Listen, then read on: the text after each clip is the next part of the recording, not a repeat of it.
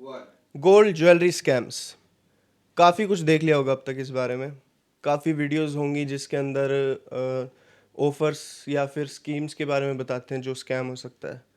काफ़ी वीडियोस होंगी जिसके अंदर जो ज्वेलरी बिजनेसेस हैं वो ज्वेलरी को तोड़ के दिखाते हैं बीच से कि इसके अंदर देखो प्लास्टिक हो सकता है, इसके अंदर कहाँ पे क्या कूड़ा हो सकता है।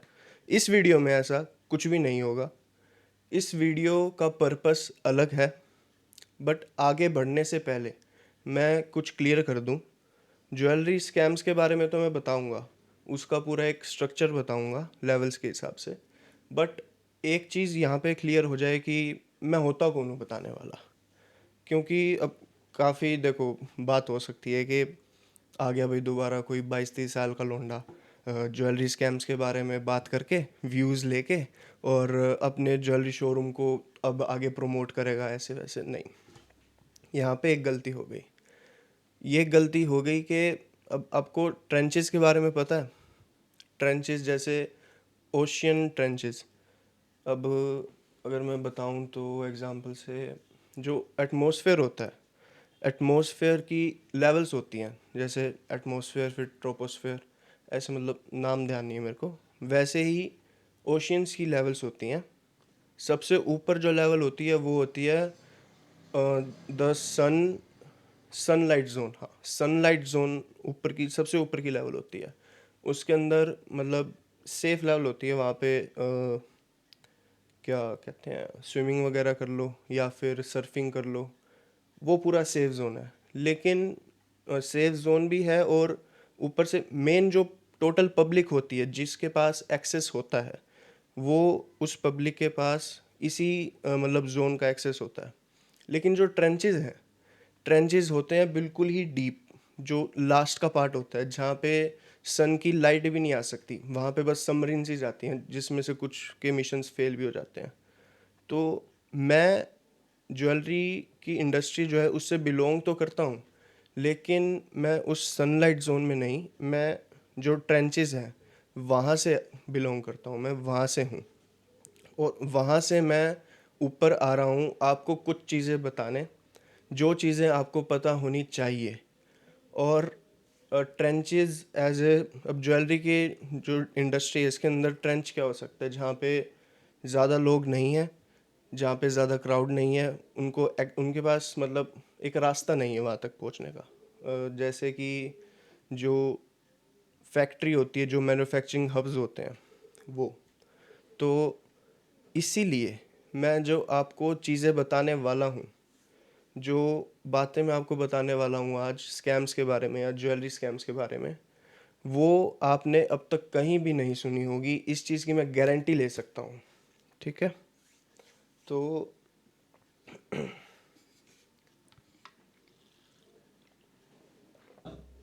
तो जो मेन कन्फ्यूजन होती है, जो मेन स्ट्रेस होता है वो ये होता है कि गोल्ड के अंदर बहुत कॉम्प्लिकेटेड कैलकुलेशंस वगैरह होती हैं।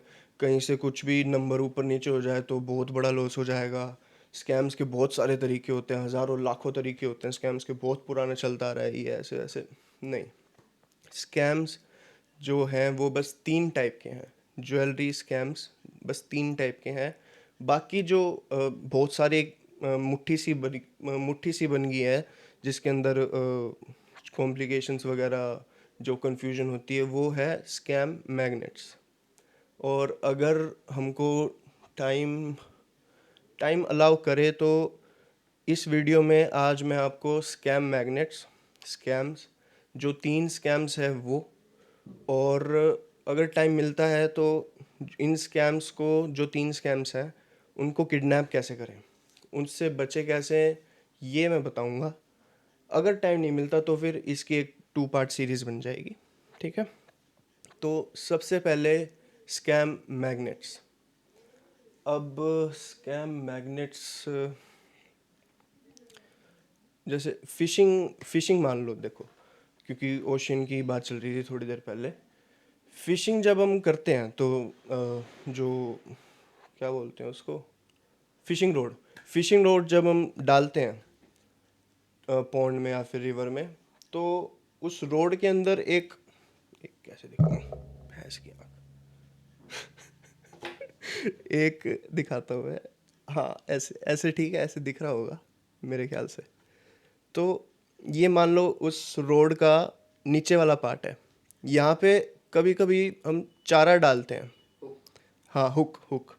यहाँ पे ये हुक है, और इस हुक के ऊपर हम कोई कीड़ा वगैरह लपेटते हैं, कोई चारा डालते हैं जिससे मछली अट्रैक्ट हो, जिससे मछली यहाँ पे आए और इस हुक में फंस जाए।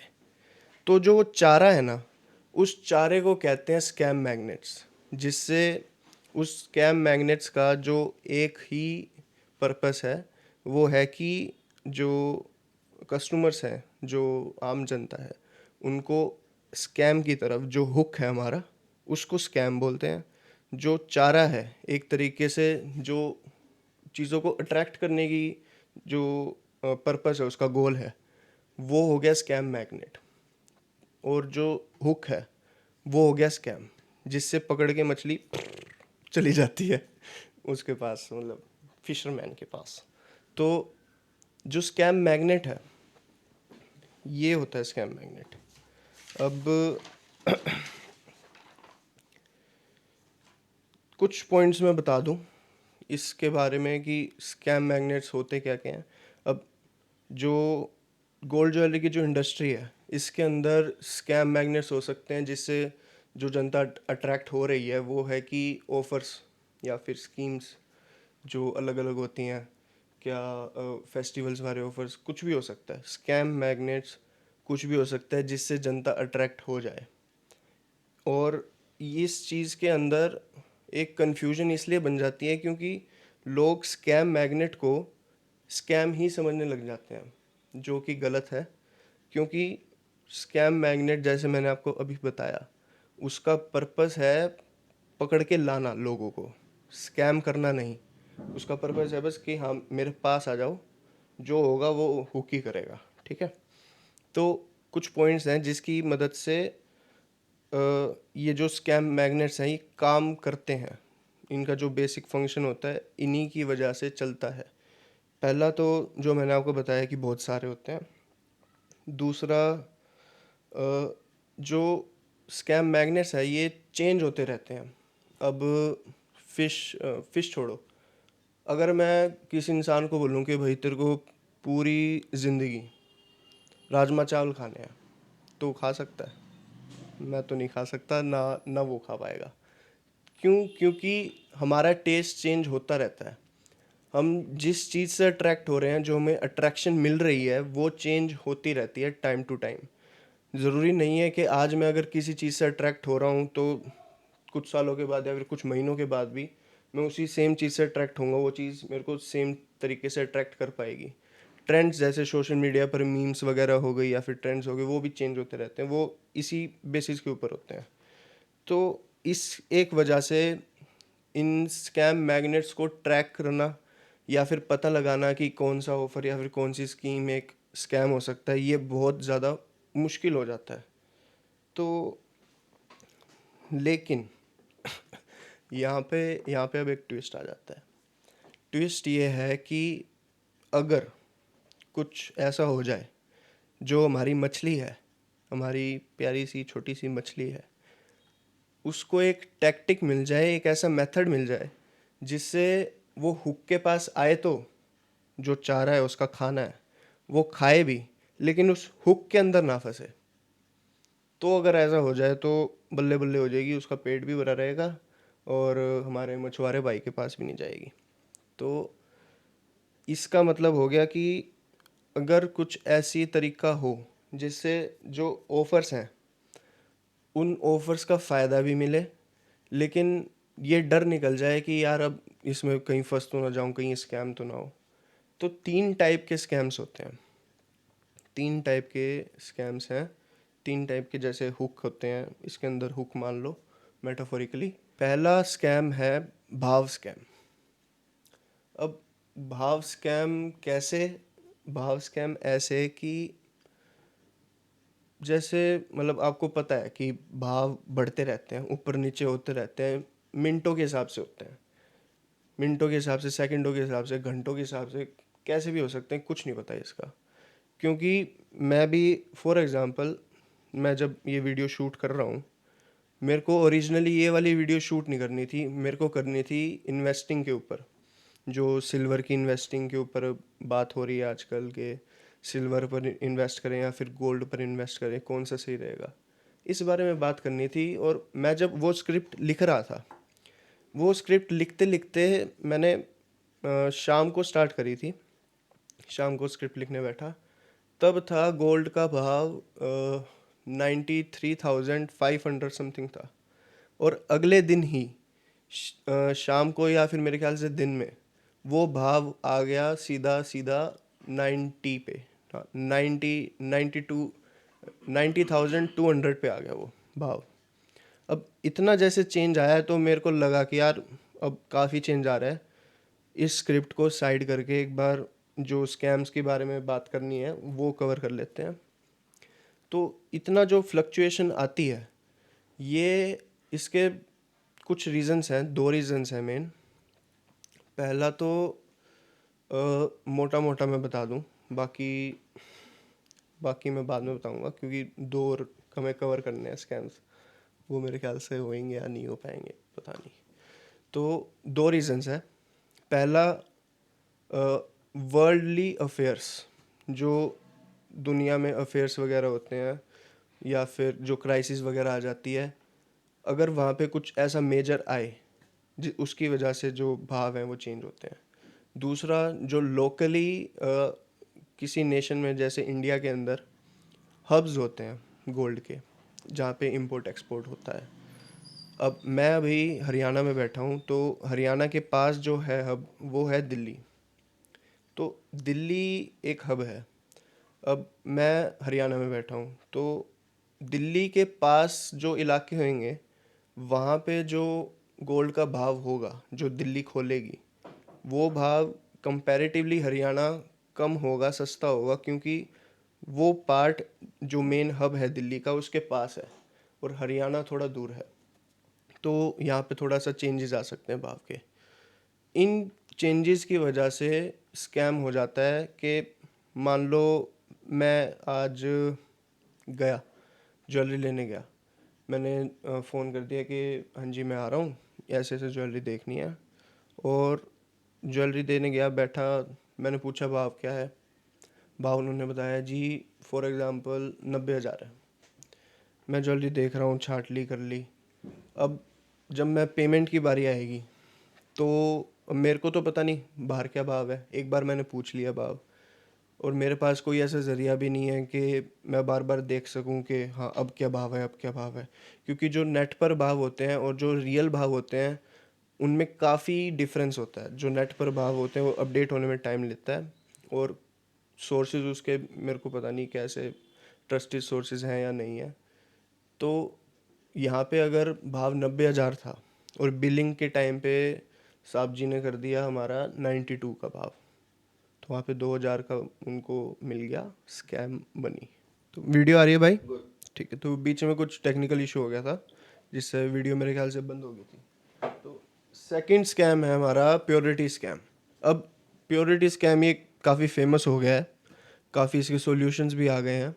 तो पहले के टाइम पे, मतलब मैं एक नंबर भी नहीं दे सकता, इतने सालों पहले ऐसे एक पत्थर यूज़ होता था, इसके ऊपर गोल्ड ज्वेलरी को घिस के या फिर गोल्ड को घिस के ऐसे एक निशान आ जाते थे। इन निशानों के ऊपर केमिकल ड्रॉप करके पता लगाते थे कि इसकी प्योरिटी क्या है। लेकिन 1986 के अंदर ब्यूरो ऑफ इंडियन स्टैंडर्ड्स आया, उन्होंने दो 2000 के अंदर, सन 2000 के अंदर गोल्ड को अपने अंडर ले लिया और टेस्टिंग सेंटर्स खोले इंडिया के अंदर, हॉलमार्क टेस्टिंग सेंटर्स के नाम से। अब हॉलमार्क टेस्टिंग सेंटर्स क्या करते हैं, जो ज्वेलरी है हमारी उसके ऊपर एक मोहर लगा देते हैं, ऊपर के ऊपर, जो ऊपर वाली जो लेयर होती है ज्वेलरी की, समझ रहे हो, ऊपर वाली लेयर पे बस। तो ऊपर वाली लेयर पे जो मोहर है वो लगा देते हैं कि ये 22 कैरेट का है या फिर 18 कैरेट का है या फिर 20 कैरेट का है, 14 कैरेट का है। तो उससे हमको एक, मतलब एक ठोस सबूत हो जाता है हमारे पास कि हाँ इसकी प्योरिटी इतनी है। जो पहले जो स्कैम्स होते थे इतने ज़्यादा, जो जिसकी परसेंटेज जो मतलब 20-20% होती थी, अब स्कैम ऐसा कि मैंने आपको कह दिया कि ये ज्वेलरी है भैया 22 कैरेट की, पहले 2000 सन से पहले, जब ये स्टैंडर्ड नहीं था हॉलमार्क वाला, तब मैंने आपको कह दिया कि इसकी जो प्योरिटी है वो है जी 22, और मैंने आपको असली में इसकी दी है 14 कैरेट की। तो जो बीच का जो डिफरेंस है वो तो मेरा हो गया भाई, स्कैम मनी हो गया। तो इस चीज़ के अंदर एक ये इनिशिएटिव आया है जो हॉलमार्क टेस्टिंग सेंटर्स वाला, और इसके अंदर काफ़ी ज़्यादा मतलब अवेयरनेस आ रही है लोगों के अंदर। और अभी के लिए जो बेस्ट स्टेप आप इसके लिए यूज़ कर सकते हो वो है कि जब भी आप ज्वेलरी लेने जाओ तो हॉलमार्क के लिए बिल्कुल पूछो। हॉलमार्क के लिए पूछ सकते हो तो साथ के साथ HUID के लिए भी पूछो। HUID मतलब जो एक तो हॉलमार्क हो गया जो आपके पास हुआ, वो बस एक मोहर लगी है, लेकिन HUID एक पूरी थ्योरो चेकअप होता है, वो होता है दिल्ली के अंदर, वो उनके पास ही होता है, सीधा डिपार्टमेंट में जाती है ज्वेलरी, जिससे आपकी ज्वेलरी के पास एक 6 डिजिट का एक यूनिक नंबर आ जाता है। जैसे आधार कार्ड पे एक नंबर होता है, वैसे आपकी ज्वेलरी का एक नंबर आ जाता है। उस नंबर से आप जो BIS की जो एक ऐप है वो आप अपने फ़ोन में डाउनलोड कर सकते हो। उसके अंदर अगर आप उस नंबर को एंटर करोगे तो एंटर करने के साथ ही आपकी ज्वेलरी की पूरी डिटेल आ जाएगी आपके पास। वो एक ठोस सबूत हो जाएगा कि हाँ, जो आपकी प्योरिटी है वही प्योरिटी है। तो ये था एक दूसरा स्कैम। बाकी थर्ड स्कैम है एक, और वो स्कैम जो है ना, वो स्कैम जो प्योरिटी स्कैम है और जो भाव स्कैम है, दोनों को कवर करता है। मतलब अगर वो स्कैम हो जाए, अगर वो स्कैम हो रहा है, तो प्योरिटी स्कैम हो या फिर भाव स्कैम ना करे अगर सामने वाला ज्वेलर, तो कोई फ़र्क नहीं पड़ता। और ये मैं आपको नेक्स्ट वीडियो में बताऊंगा, क्योंकि अब मेरा जाने का टाइम हो रहा है। और नेक्स्ट वीडियो में मैं आपको बताऊंगा कि इन तीनों स्कैम्स को किडनैप कैसे कर सकते हैं, इन तीनों स्कैम्स को पकड़ कैसे सकते हैं कि आपके साथ हो ना, और जो स्कैम मैग्नेट्स जो मैंने आपको बताए थे उससे आपको फ़ायदा भी मिल जाए, जो मैंने आपको हुक वाला एग्जांपल दिया था। Okay, bye.